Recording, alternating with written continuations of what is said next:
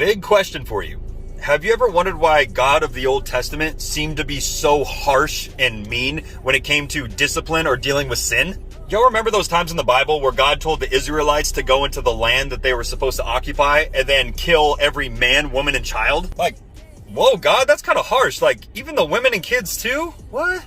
We can't help but think and ask ourselves, like, why would a loving and caring God of the universe who sent Jesus to die for us tell his people to kill other people just because they're inhabiting the land that was promised to the Israelites? Crazy to think about, right? It makes no sense. But the answer might surprise you just like it did for me. And this was like a mind-blown moment. Like, what? After studying this, the specific tribes and clans that God instructed to be wiped out originated from the Nephilim. If you didn't see my other videos on this subject, then I want you to go back and watch those right now. Otherwise, none of this will make sense. Do you remember how Genesis 6 says that the Nephilim or the giants were present in those days and after?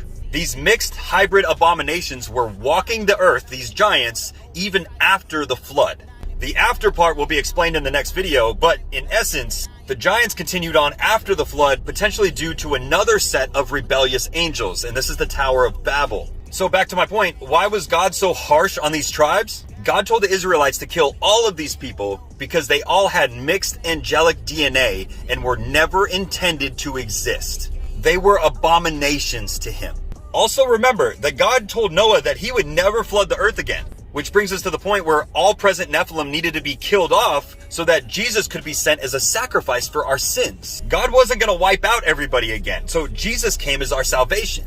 This is where the law of Moses came into play to give us God's expectations, separating good from evil, paving the way for the Messiah and all that stuff. So Goliath was one of the descendants of the Nephilim, all which have no place to dwell on earth any longer, that is, except in the spiritual realm as demons. It's important to understand that the Nephilim spirits only know evil and sin.